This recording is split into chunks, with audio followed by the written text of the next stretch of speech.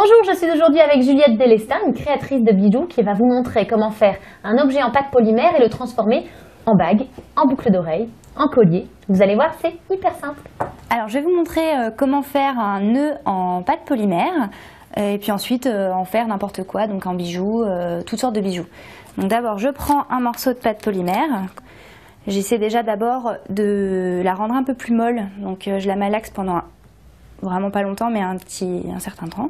Enfin il faut qu'elle soit plus facile à modeler. Au début quand on la prend elle est un peu dure, donc je la manipule un petit peu.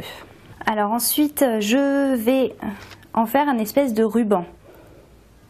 Je l'aplatis, je mets du papier cuisson en dessous parce que déjà ça tâche un petit peu cette pâte et en plus après ça passera au four, donc je me sers directement d'un papier cuisson pour ma préparation. Pour modeler, moi je me sers de divers ustensiles qu'on trouve vraiment partout dans une maison. Là un couteau, un coton-tige parce que c'est rond et ça me sert un peu de rouleau à pâtisserie, on va dire. J'aplatis mon ruban avec un petit rouleau. J'essaie de ne pas laisser d'empreinte digitale dessus, ça marque énormément, donc voilà, j'aplatis avec un instrument. Voilà, donc on a donc un petit ruban qui est vraiment très lisse, assez régulier. Et maintenant, on va directement en faire un nœud. Donc là, je le retourne, le côté qui est moins joli, je vais le plier comme ceci. Voilà, donc j'ai rabattu les deux côtés du nœud avec le côté qu'on a travaillé vers l'extérieur, de manière symétrique. Donc j'ai rabattu sur le milieu et j'ai pincé les bouts pour que ça commence déjà à ressembler à un nœud. Voilà. Donc ensuite, j'ai fait un autre ruban de pâte. Pour cette fois resserrer le nœud au milieu. Cette fois-ci, moi j'ai une petite astuce pour que ça fasse vraiment réaliste au niveau du nœud. C'est que je l'arrondis un petit peu pour qu'on voit moins les bords une fois que ça sera appliqué sur le nœud. Ça fera plus réaliste, plus joli. Donc voilà, je pince un petit peu sur le côté pour que ça soit un peu arrondi. Voilà.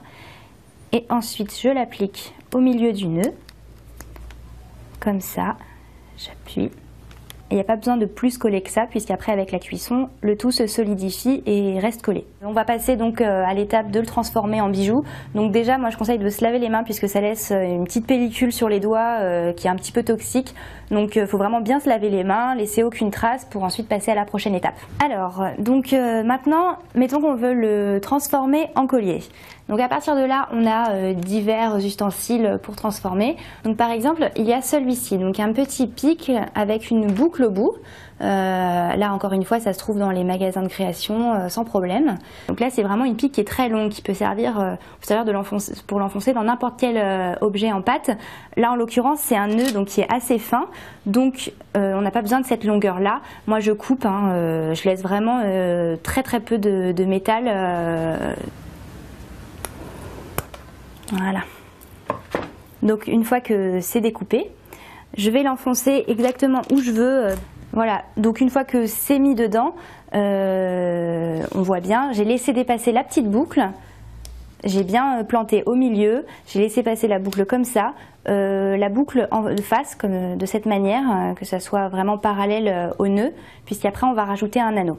Au contraire, si c'est une boucle d'oreille qu'on veut faire, c'est toujours le même pic qu'on utilise, donc ça c'est assez pratique. Par contre, cette fois-ci, la boucle, je la laisse dépasser, mais dans l'autre sens, donc perpendiculaire à la longueur du nœud, puisqu'ensuite on va mettre un anneau par-dessus et attacher cet anneau à la boucle. Donc c'est pour qu'en fait le nœud apparaisse bien comme ceci à l'oreille et pas de travers. Donc une fois que c'est fait, on va mettre l'objet au four, ça y est. Suivant la marque, c'est marqué sur l'emballage. Moi celle-là je mets à 110 degrés à peu près une demi-heure.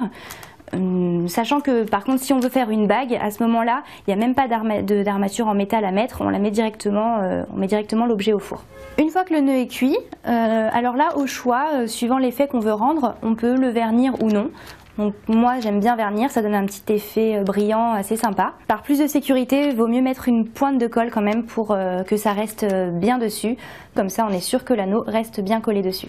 Donc ensuite on veut donc en faire un pendentif, donc on prend un anneau que je vais passer à travers la boucle qu'on a laissée.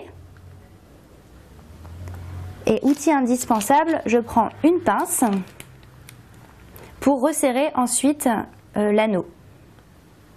que je viens de passer. Ne pas hésiter à bien serrer de chaque côté pour en faire un anneau bien rond et vraiment bien serré, puisque c'est ça qui va après, on va passer la chaîne à travers et il ne faut pas que le pendentif puisse s'échapper. Voilà, donc ensuite on n'a plus maintenant qu'à passer une chaîne dans cette petite boucle. Ça nous fait donc un joli collier avec un pendentif original. Pour faire une boucle, c'est vraiment facile. Donc cette fois-ci, on prend une petite boucle d'oreille, toute simple. On voit qu'il y a un anneau au bout de la boucle, donc c'est très pratique puisque on va passer cet anneau dans le petit anneau qu'on a rajouté au nœud. Donc voilà, ça nous donne donc ceci. Pour la bague, c'est encore plus facile puisque, rappelez-vous, on avait donc notre préparation en pâte polymère, on n'avait rien ajouté, pas de métal, rien du tout. Donc, une fois que c'est cuit, verni, comme vous préférez, on prend une petite bague toute simple et il suffit juste de mettre une pointe de colle extra forte sur la surface plane de la bague et de l'appliquer sur le nœud.